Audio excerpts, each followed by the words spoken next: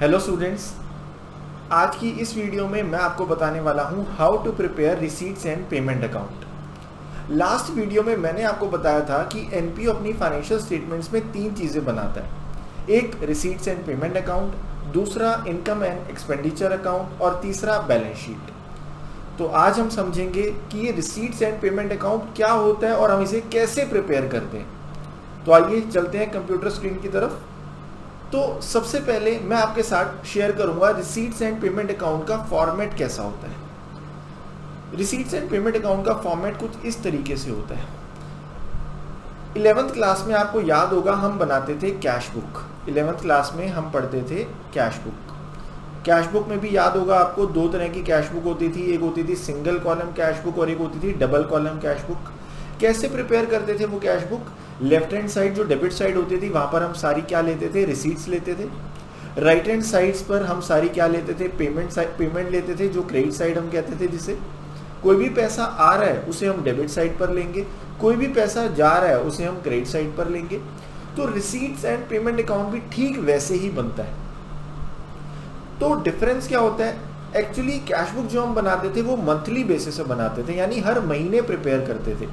लेकिन receipts and payment account साल में एक बार बनता है, once in a year prepare करते हैं हम। इसलिए इसे हम कहते हैं it is a summary of cash book. इसलिए हम इसे क्या कहते हैं कि ये क्या है? ये है समरी ऑफ कैश बुक।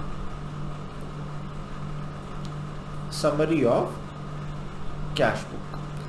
दूसरी बात, रिसीट एंड पेमेंट अकाउंट में जैसा कि आप फॉर्मेट देख रहे हैं, सबसे पहले लेफ्ट हैंड साइड पर रिसीट्स आती है, राइट हैंड साइड पर पेमेंट्स आती है। ये स्टार्ट होता है ओपनिंग बैलेंस से। ओपनिंग बैलेंस किसका? कैश का या फिर बैंक का। अब ये ओपनिंग बैलेंस क्रेडिट साइड पर भी हो सकता है। क्रेडिट साइड पे कब होगा? जब हमारे पास बैंक ओवरड्राफ्ट होगा। बैंक ओवरड्राफ्ट 11th क्लास में भी होता था। जो हमने बैंक से लोन लिया हुआ है उसे हम बैंक ओवरड्राफ्ट कहते हैं, शॉर्ट टर्म लायबिलिटी होता है हमारी। अब रिसीट साइड पे और क्या क्या आइटम्स आएंगे? रिसीट साइड पर आएगा सब्सक्रिप्शन। ये सब्सक्रिप्शन क्या होता है? अगर आप किसी भी एनपीओ का मेंबर बनते हैं तो आपको हर महीने कुछ ना कुछ अमाउंट पे करना पड़ता है, जिसे हम बोलते हैं सब्सक्रिप्शन। जैसे आपने कोई लाइब्रेरी ज्वाइन करी तो आपको हर महीने उसके लिए क्या पे करनी पड़ेगी? सब्सक्रिप्शन पे करनी पड़ेगी। आप नेटफ्लिक्स का पैकेज लेते हैं, नेटफ्लिक्स की सब्सक्रिप्शन लेते हैं, आप अमेजॉन प्राइम का सब्सक्रिप्शन लेते हैं, हर महीने कुछ फीस पे करते हैं, तो इसे हम बोलते हैं सब्सक्रिप्शन। एनपीओ का मेन सोर्स ऑफ रेवेन्यू यही होता है। उसके अलावा एनपीओ के पास और कहाँ से पैसे आते हैं? डोनेशन। एनपीओ के पास डोनेशन आता है, चंदा आता है। आप मंदिर में जाते हैं तो कुछ दान करते हैं, डोनेशन देते हैं, तो वो भी एनपीओ का क्या है? रेवेन्यू है। ये डोनेशन जनरल डोनेशन भी हो सकती है और स्पेसिफिक डोनेशन भी होती है। मैं आपको डिस्कस करूंगा आने वाली क्लासेस में कि जनरल डोनेशन और स्पेसिफिक डोनेशन में क्या डिफरेंस होता है। एनपीओ के पास और कहाँ से पैसा आता है? एंट्रेंस फीस आती है। एंट्रेंस फीस, अगर आप मेंबर बनते हैं तो at the time of entry आपको जो अमाउंट पे करना पड़ता है उसे हम बोलते हैं एंट्रेंस फीस। ग्रांट्स, गवर्नमेंट भी पैसा देती है कई बार कि आप अगर कुछ अच्छा काम कर रहे हैं तो एनपीओ को मान लो दिल्ली गवर्नमेंट ने 50 करोड़ रुपए दे दिए, 100 करोड़ रुपए दे दिए कि अगर आप कुछ अच्छा काम कर रहे हैं, ठीक है। सेल ऑफ न्यूज़पेपर, अगर आपने कुछ न्यूज़पेपर सेल करी है तो उससे जो पैसे आ रहे हैं वो भी आपका रिसीट है। इंटरेस्ट ऑन इन्वेस्टमेंट, आपने कोई इन्वेस्टमेंट कर रखी है उससे आपको इंटरेस्ट मिल रहा है। डिविडेंड, आपने कोई शेयर्स खरीद रखे हैं उससे आपको डिविडेंड मिल रहा है। रेंट मिल रहा है, आपके पास कोई प्रॉपर्टी है, आपने कोई एसेट बेच दी तो वहां से आपके पास सेल ऑफ फिक्स एसेट का पैसा आ रहा है।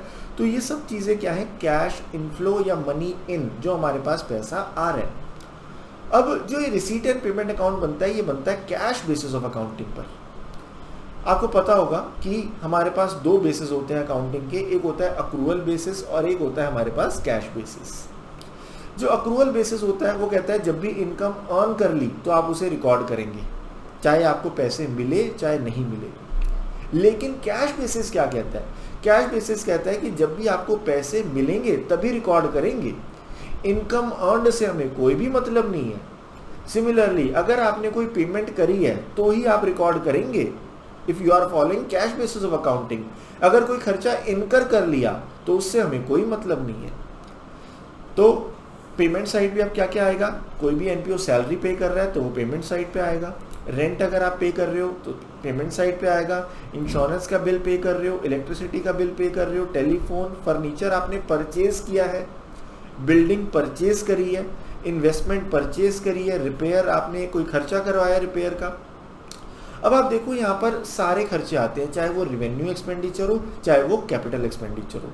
रिवेन्यू एक्सपेंडिचर क्या होते हैं, जो डे टू डे में एक्सपेंसेस होते हैं उसे हम रिवेन्यू एक्सपेंडिचर बोलते हैं। और कैपिटल एक्सपेंडिचर क्या होते हैं, जब भी हम कोई एसेट एक्वायर करते हैं, एसेट परचेज करते हैं, तो उसे हम बोलते हैं कैपिटल एक्सपेंडिचर। तो वो भी यहाँ पर आएगा। तो आइए देखते हैं कि ये रिसीट एंड पेमेंट अकाउंट, हम इसके कॉन्सेप्ट को और अच्छे से समझते हैं। तो receipt and payment account, it is a summary of cash receipt and payment during an accounting period. जो भी पूरे अकाउंटिंग पीरियड में हमारे पास कैश रिसीट हुई है और कैश पेमेंट हुई है वो हम यहाँ पर रिकॉर्ड करेंगे। Receipts are shown in debit side, जो रिसीट्स हैं वो डेबिट साइड पर आएंगी, while payments are shown in credit side, जो पेमेंट्स हैं वो क्रेडिट साइड पर आएंगी। ये किस बेसिस से बनाया जाता है, it is prepared on cash basis of accounting. मैंने अभी आपको बताया कि दो बेसिस होते हैं, अक्रूवल बेसिस और cash basis, and receipt and payment account is prepared on cash basis of accounting. Both capital and revenue nature transactions shown here. अब कैपिटल नेचर की ट्रांजेक्शन भी यहाँ पर आती है और रेवेन्यू नेचर की भी ट्रांजेक्शन आती है, सभी को हम यहाँ रिकॉर्ड करते हैं। Transaction relating to current year, previous year and next year are shown here. अब यहाँ पर चाहे करंट ईयर की ट्रांजैक्शन है, कोई इस साल के पैसे मिल रहे हैं, चाहे वो पिछले साल के पैसे मिल रहे हैं, चाहे वो अगले साल के पैसे मिल रहे हैं, सब कुछ पैसा आ रहा है, यहाँ रिकॉर्ड करो, बात खत्म। अब इसका नेचर कैसा होता है, रिसीट एंड पेमेंट अकाउंट का नेचर कैसा होता है। नेचर मतलब 11th क्लास में आपने पढ़ा था कि 3 टाइप के अकाउंट होते हैं, रियल अकाउंट, पर्सनल अकाउंट और नॉमिनल अकाउंट।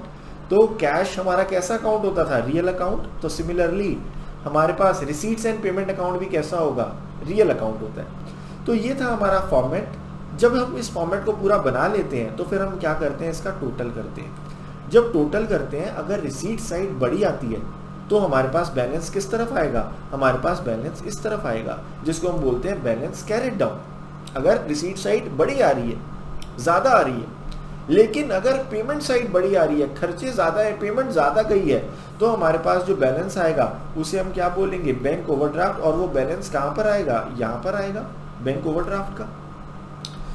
तो I hope receipt and payment account का फॉर्मेट और कॉन्सेप्ट आपको अच्छे से क्लियर हो गया होगा। अब अगली वीडियो में मैं आपके साथ कुछ क्वेश्चंस प्रैक्टिस करूंगा ताकि आपको ये receipts and payment account prepare करना आ जाए। तो मिलते हैं अगली वीडियो में। Thank you very much, happy learning.